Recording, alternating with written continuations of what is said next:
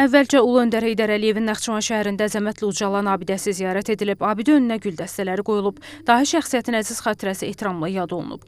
Sonra Heydər Əliyev muzeyi ziyarət edilib, Ulu Öndərin Naxçıvan dövründəki fəaliyyəti və dövlətçilik xidmətlərini əks etdirən eksponatlarla tanışlıq olub. Ardınca Naxçıvan Dövlət Universitetinin İncəsənət Fakültəsində Milli Qurtuluş gününə həsr olunmuş sərgiyə baxış keçirilib. Konfransa başlamazdan əvvəl ümummilli lider Heydər Əliyevin və vətən uğrunda canlarından keçmiş şəhidlərimizin əziz xatirəsi bir dəqiqəlik sükutla yad edilib, dövlət himnimiz səsləndirilib.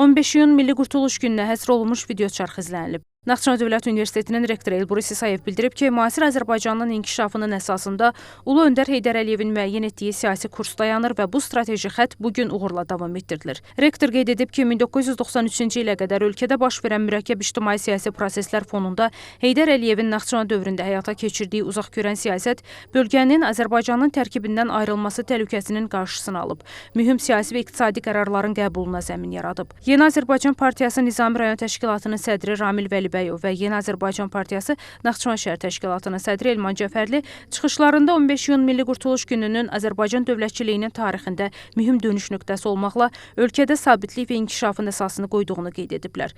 Çıxışlardan sonra Yeni Azərbaycan Partiyası sıralarına yeni qəbul olunmuş tələbələrə üzvlük vəsiqələri təqdim edilib və Yeni Azərbaycan Partiyasının himni səsləndirilib.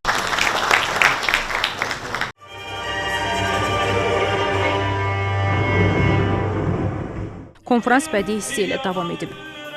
Gülay Tahirli, xanım Rüstəmzadə, Akşin Məhərramov, NTV Xəbər.